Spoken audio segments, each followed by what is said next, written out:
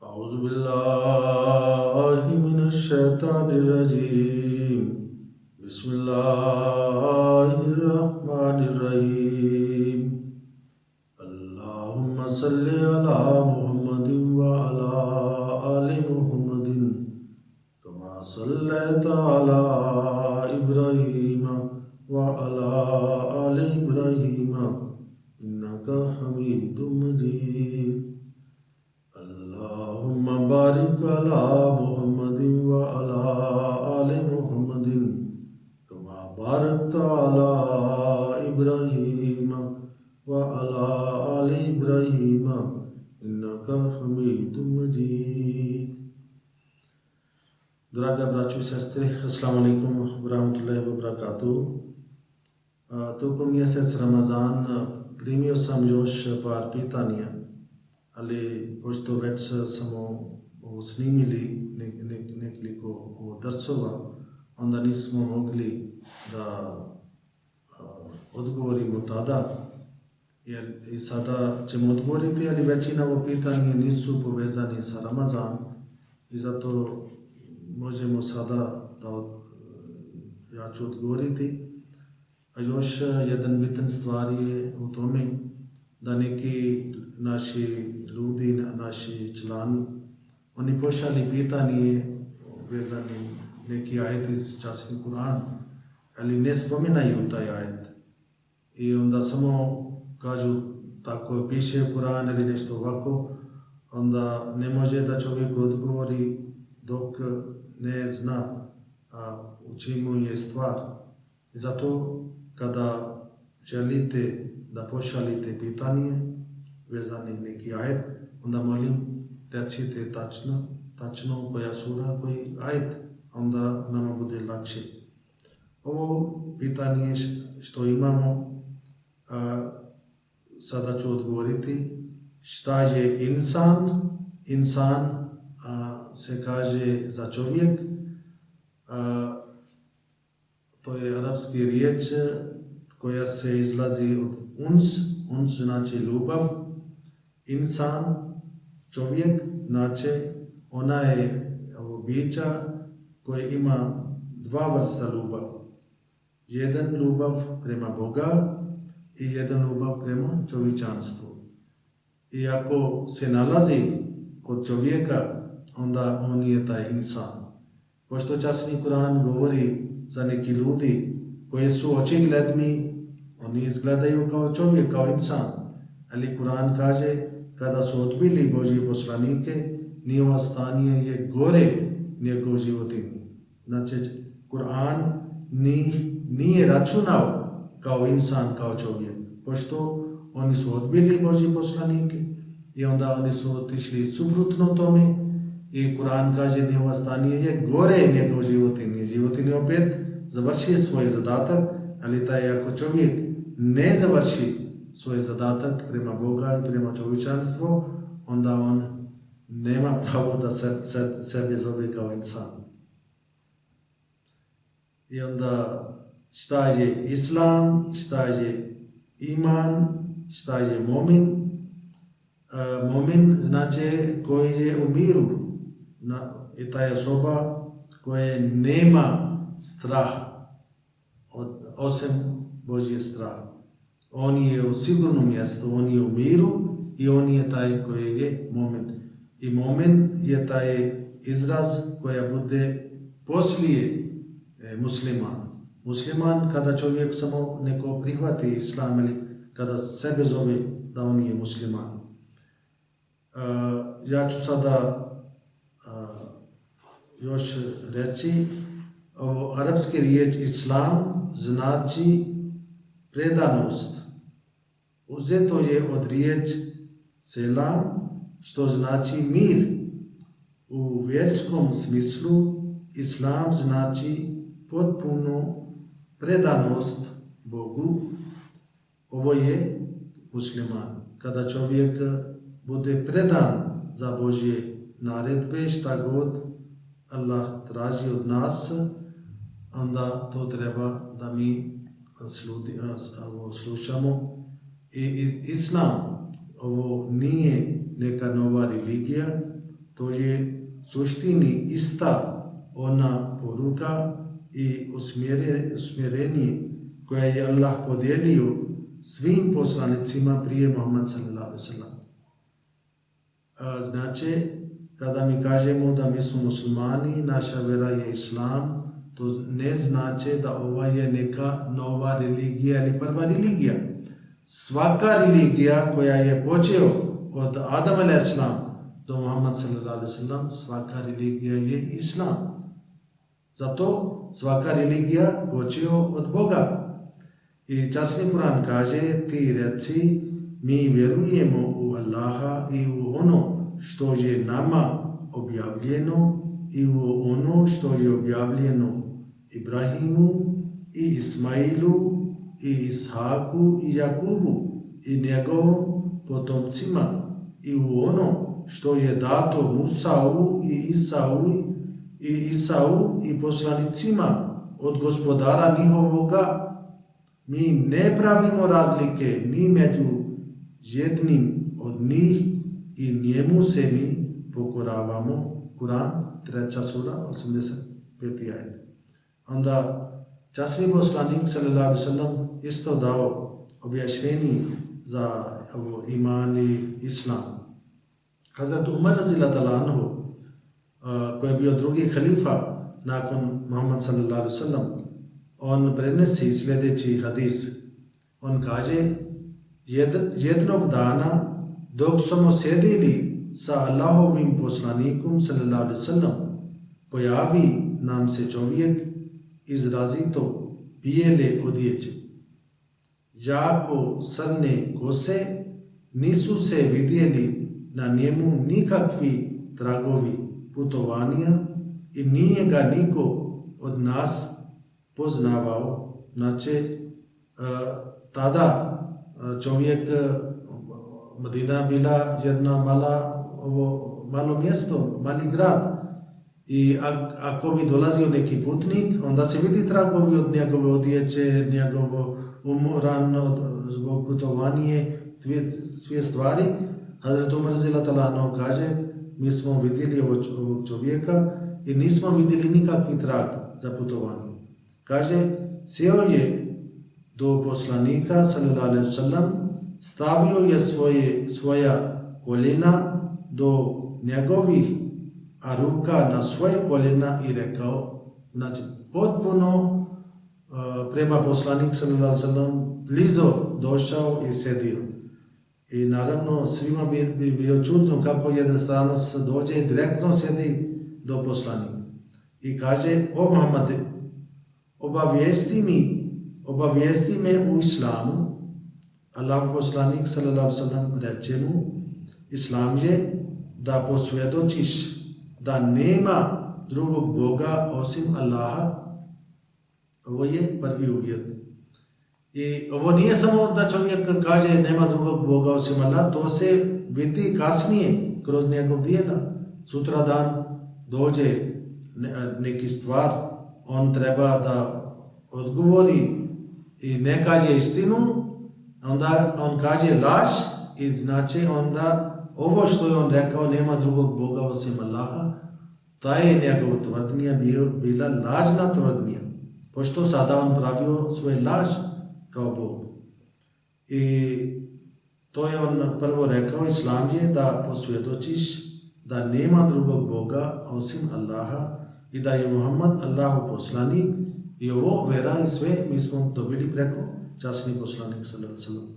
Da obavljaš namaz, daješ zakat, postiš Ramazan i da hodočastiš Bejtullah, Božja kuća, ako si u mogućnosti, on tada reče, znači o čovjeku je dolazio kada slušao odgovor, kaže, istinu si kazao. Mi smo mu se čudili, Umar radhiyallahu anhu kaže, pita ga, zatim mu potvrđuje. Čovjek ponovo reče, obavijesti me u imanu, ovo što ste pitali za imanu, onda šta je časni poslanik sallallahu alejhi ve sellem rekao? Poslanik reče, iman je da vjeruješ Allaha, u njegove meleke, njegove knjige, njegove poslanike, sudni dan i da vjeruješ da je sve određeno, bilo dobro, bilo zlo. Znači sve stvari se ovo bude određeno. Ali za ovo hoću samo da nešto dam objašnjenje, da je Allah napravio zakoni i onda sve stvari se dešava prema tom zakonu. Allah nama dao izbor i onda ako smo radili nešto dobro, onda izađe dobro. Ako smo radili loše, onda izađe loše. To su taj naredba. Čovjek opet reče, istinu si kazao, zatim reče, obavijesti me u ihsan. Ihsan je još veća stepen. Učasnik Kur'an govori, inna Allah ya'murukum bil adli wal ihsani.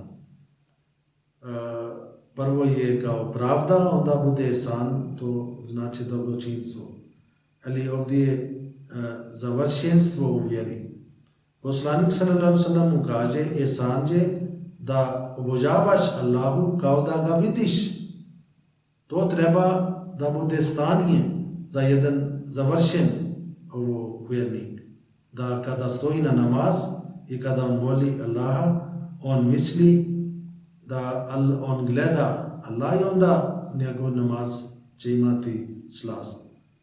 Ako ti njega ne vidiš, ako to je stanje nije takav da gledaš Boga, onda treba da misliš da on, znači Bog, tebe gleda. Zatim reče, obavijesti me u kijamatskom danu. Poslanik sallallahu alejhi ve sellem odgovori, upitani u tome ne zna ništa više od onoga koji ga je upitao. To ide od još taj hadis, ali pošto za taj pitanje, ja mislim to je dovoljno odgovor u tome što je bio pitanje, tako ako nešto ne bude jasno, može vi pitate ponovno. Još sam primio neki pitanje od jedan brat, ali njegove pitanje nisu toliko jasne. Opet ja ću sada pokušati da kažem šta je on hitio i onda da odgovorim. Tako je sada sljedeće pitanje. Kada Ibrahim a.s. učinio molitvu da ga taj plamen vrućina ohladi, na koji način je to je bilo? Ako mi učimo čas ajet iz Kurana, tamo ne piše da je Hazrat Ibrahim a.s. molio da se hladi njegov. Allah sve kaže u sebi. Naprimjer, sura Al-Anbiya 69 i 71 ajet se tako glasi: Kalu harrekuhu vansuru alihatakum in kuntum fa'ilin. Oni rekuše, spalite ga i pomozite svoje bogove ako ćete nešto raditi. Kulna ja naru kuni bardam wa salaman ala Ibrahim. Onda Allah kaže, mi rekusmo, o vatro, budi hladna i budi sigurnost Ibrahimu, va aradu behi kedan fajalnahumul aksarin. I oni htjedoše da mu spletku postave, ali smo mi učinili potpuno gubitnicima. Znači, Allah koji je bio gospodar za Hazrat Ibrahim a.s. kada je on vidio stanje svog groba i čak nije čekao da Hazrat Ibrahim moli da Allah njega spasi, pošto Ibrahim a.s. znao, on imao potpuno povjerenje na Boga, da Allah gleda njegov stanje, on će njega pomoći. I onda dalje Allah kaže čim oni su tako rekli, spalite ga i pomozite svoj bogovi, mi reko smo, o vatro, budi hladna i budi sigurnost. Ibrahim ovdje Allah rekao budi hladna. Nije rekao da o vatra ne prđiš, nego bio rečeno budi hladna. I kako se to dešavao? Allah ima moć da se učini šta god on želi. Mogućnost postoji. Možda odjednom pala tamo kiša i vatra bila hladna. I tako je Allah njega spasio. Allah ima od nevidljivo dosta stvari se dešava. Bog ima moć. Mi ne znamo svi njegovi atribute, mi ne znamo kako on učini, ali kako časni Kur'an kaže, tako se dešava.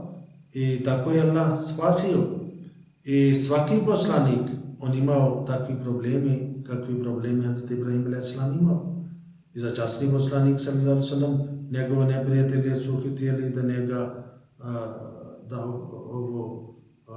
stavi u zatvor ili da njega ubiju, ali to bila ista jedna vrsta vatra od opozicija. I časni Kur'an govori u tome i kaže vaiz jamkuru bikallazina kafaru liyusbituka au yaktuluka au yukhrijuka wa yamkuruna wa yamkurullah wallahu khairul makirin. I sjeti se kad su nevjernici kuvali za vjeru protiv tebe da te zatvore u jedno mjesto ili da te ubiju ili da te protiraju iz domovine. Oni su pravili spletku, Allah je razbio njihovu spletku, a Allah najbolje planira. Znači, vidite, Allah spasio Hazrat Ibrahim a.s. i na ovo doba običani Mesija a.s. dobio objava. Allah rekao, vatra je moje sluga i čak sluga moje sluge. I jednom neko pitao od običani Mesija a.s. kako je moguće da je taj vatra bila hladna. Onda je on rekao, ja sam Ibrahim za ovo doba. Ako neko mene stavi u vatra, Allah će tako učiniti da to postane hladno. Tako Božji izaslanik, Božji poslanik, Allah kada pošalje njih i Allah obeća Wallahu yasimuka minan nas. Allah će te zaštiti od ljudi. Allah neće dozvoliti da oni ubijaju Božji poslanik. Ako se to dešava, onda šta bi bio? Allah je moćan i tako on spasio svaki poslanik od neprijatelji. I Hazrat Ibrahim a.s. bio isto spasen. Onda sljedeće je pitanje kako je putovao časni poslanik sallallahu alejhi ve sellem iz Mekke u Palestinu, je li bio to putovanje sa tijelom? I znači, je li bilo to putovanje sa tijelom? Časni Kur'an govori, prvo ja ću učiti ovo ajet, tako se glasi. Bismillahirrahmanirrahim. Subhanallazi asra bi abdihi laylun minal masjidil harami ilal masjidil aqsa allazi barakna hawlahu linuriyahu min ayatina innahu huwas samiul basir. Surat Bani Israil ayet 2. Allah kaže, slavljen neka je on koji je svog roba poveo noću od Masjidil Harama do Masjidil Aqsa. Masjidil Haram se zove Khana Kaaba. Do Masjidil Aqsa, čiju smo mi okolinu blagoslovili da mu mi pokažemo neke naše znakove. Zaista on jedini sve čuje i dobro vidi. Ovo vizija je bila duhovna vizija. Časni poslanik sallallahu alejhi ve sellem otišao duhovno u Jerusalem, ne tjelesno. I ako uzimamo ovo tjelesno i ako uzimamo doslovno, onda sve stvari što je bio rečeno, to treba da bude ovo doslovno i tjelesno. ne možemo da neki stvari pola uzimamo kao duhovno i pola uzimamo kao tjelesno. Ne. Ako uzimamo tjelesno, onda sve treba da bude tjelesno. I ako uzimamo duhovno, onda sve to duhovno. Časni poslanik sallallahu alejhi ve sellem otišao duhovno. Kao sam rekao, ako uzimamo tjelesno, onda ovo Masjid Aqsa, koja se sada nalazi u Jerusalemu, ona je bila građena poslije skoro 90 godine od časnih poslanika sallallahu alejhi ve sellem. I tada nije postojala ta džamija. Na primjer, Islam je započeo u 610. godine po našem kalendaru. I džamija Aqsa bila građena u 705. godine. Vidite koliko bio razlika. Časni poslanik sallallahu alejhi ve sellem živio 23 godine u svoje poslanstvo i onda je preselio. Znači, kada je časni poslanik sallallahu alejhi ve sellem gledao ovo vizija, tada džamija Aqsa uopšte nije bila. I onda kako se kaže da je časni poslanik sallallahu alejhi ve sellem tamo vodio namaz i 125.000 poslanika, oni su klanjali namaz. I danas ovo džamija Aqsa ne može da primi toliko ljudi, 125.000. To je mala džamija, ona primi nekoliko hiljada, ali ne toliko veliki broj. I ako uzimamo doslovno, onda treba da bude doslovno. Znači, tada treba da bude tamo džamija i tamo treba da ovo tjelesno da pojavi svi ovi poslanike i tjelesno časni poslanik sallallahu alejhi ve sellem treba da vodi namaz, ali tako se nije dešavao. Taj je bila jedna uzvišena vizija. Ima mnogo ovo poruka i objašnjenje. Jedan značenje je da taj mjesto će pripadati muslimanima. Znači, Islam će stići do Jerusalem i osvojit će taj grad. Kaže se, časni poslanik sallallahu alejhi ve sellem tada spavao kod svoje sestre Ummi Hani. I sutradan njoj je rekao da je sinoć putovao do Jerusalema. I kada se kaže sinoć putovao, to znači to je bila ista vizija. I jedan, kao sam rekao, može bude više značenje. Jedan značenje je da taj Medina, jedan značenje je kao da je on stigao duhovno do Jerusalem i bila poruka da Islam će stići do to mjesto i osvojiti ovo grad. I jedan značenje je da, pošto ovo vizija poslanik sallallahu alejhi ve sellem imao Makka, da on će seliti Medina i Medina će postati kao Jerusalem i tamo on će graditi jedna džamija i tako je časni poslanik sallallahu alejhi ve sellem radio. I ovo što je on gledao, da 125.000 poslanika, oni su klanjali iza njega, ovdje je bila isto poruka da svi ovo sledbenik od ostale poslanike, oni će prihvatiti njegova religija, oni će slediti njega i onda kao ovi svi poslanik, oni sledi njega.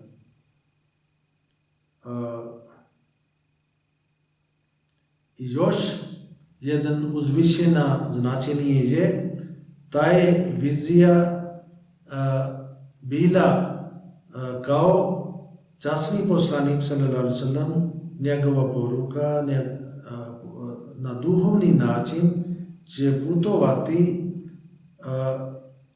kroz vremena i kada Islam će imati najveći problem i kada pojavi običani Mesija alejhi selam kao duhovni sluga časnog poslanika i onda tada on će graditi jedna džamija. Inače Aqsa se kaže daleko.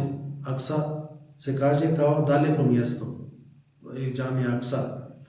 Običani Mesija alejhi selam govori za taj ajet, on kaže časni poslanik sallallahu alejhi ve sellem ovo što imao taj duhovni putovanje, koje si mi zovemo Isra, to je imao značenje za vremena i isto mjesta.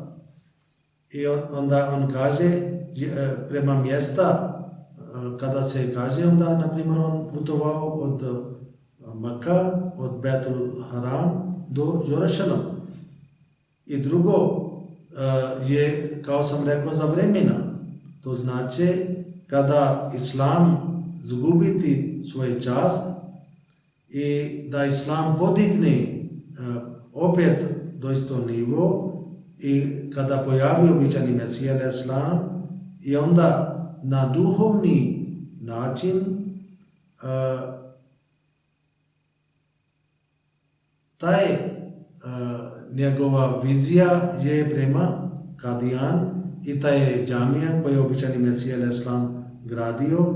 Ta džamija se zvala džamija Aksa i za taj džamija običani Mesija Islam imao objava Mubarakun wa Mubarikun wa kullu umrin Mubarikin yuj'alu fihi. Znači, ovo je blagoslovljen, ovo mjesto je blagoslovljen, ovo vrijeme je blagoslovljen i sve stvari što se dešava u tom mjestu, svi su blagoslovljeni. I zato on kaže za ovo džamija Aksa, to znači ova džamija što je običani Mesija Islam je gradio i taj džamija onda postao kao simbol, kao mjesto odakle svetlost Islama bi širio u širom svijetu. I to je taj značenje za taj časni poslanik sallallahu alejhi ve sellem, za njegov taj duhovni putovanje.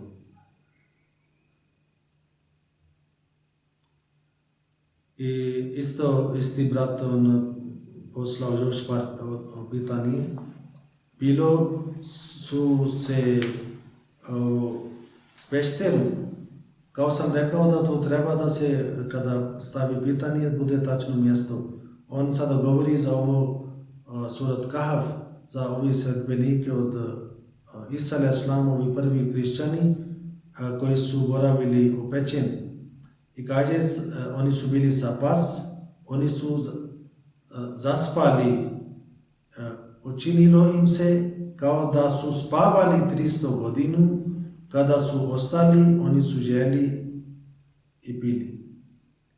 Ovo pitanje nije tačno, časni Kur'an opšte ne spomena da su spavali, nego Kur'an kaže, oni su boravili u rokovo 300 godine, oni su boravili u pećine, a ne stalno 300 godine, nego nekad kada su imali problemi, onda su bili skriveni, onda su išli, imali su pas, oni koji kao čuvar, i Kur'an tako se kaže, valabesu fi kafehim slasamijatin sinina vazdadu tisa, a u toku 300 godina oni su boravili u pećini samo nekoliko godina i dodali su još 9. Znači, u pećinu taj period, koliko oni su boravili, to je bio za nekoliko godine na arapskom, za nekoliko godina se koristili od 3 do 9. Ali ovdje kada je Allah rekao vazdadu tisa, dodali su još 9. Znači, 9 godine oni su boravili u pećini i kada su imali veliki problemi, kada su bili mučili, ovi neprijatelji, ovi hrišćani, ovo je priča za prvi hrišćani, i poslije 309 godine ovo kralj on prihvatio hrišćanstvo i onda više nisu imali problem. Onda hrišćani su počeli da muči svoje neprijatelji.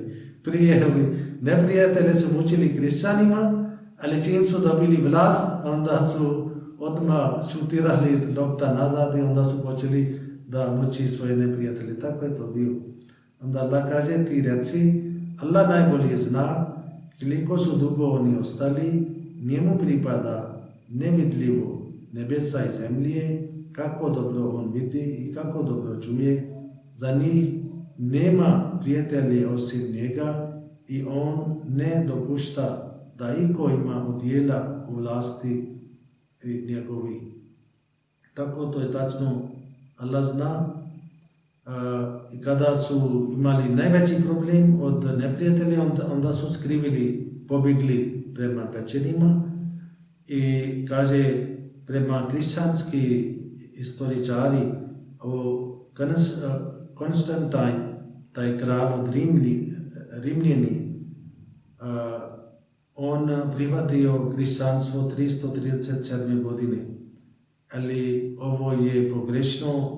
Oni nisu računali za rođenje Isa a.s. i to oni sam znaju da nije tačno. I kako časni Kur'an govori 309 godine i od dolazak Isusa poslije 309 godine taj kralj on prihvatio kršćanstvo i onda oni su prošli kroz ovo mučenje i koliko je to je bio. I na ovo doba, samo da još kažem, običani Mesija a.s. došao i na isti način kako je Isa a.s. dolazio i on isto predskazao da Islam će širiti, nadvladati u širom svijetu u rok 3 stoljeće. Inšallah, tako mi smo 100% sigurni, tako će se inšallah dešavati. Kada je Isa a.s. dolazio, koliko ljudi su njega prihvatili, samo 12. Tada nije niko mislio. Jednog dana cijela Europa, Amerika, Afrika, svugdje će biti hrišćanstvo. Tada niko mislio, on imao samo 12 sledbenika. Vidite, vrijeme se promijeni kasnije. I sada Ahmedijet, inšallah, ide nastupa za taj stvar. I kao to je on bio prvi Mesija, Hazret Mirza Ghulam Ahmad a.s. i on je drugi Mesija, Hazret Isa a.s. bio Mesija za hrišćanstvo i umet od Musa a.s. i Hazret Mirza Ghulam Ahmad a.s. je Mesija za umet od Muhammad s.a.v. i paralel ovo idu i inšallah tako da se dešavati. I ovo isto je on pitao za pas i onda Biblija uopšte nije spominao zašto hrišćani voli ovo pas, ovo čuke i tako. I Kur'an govorio da je on čuvao njih i zato je sađena ljubav prema pasima i zato hrišćani mnogi oni drži taj pas kod kuće.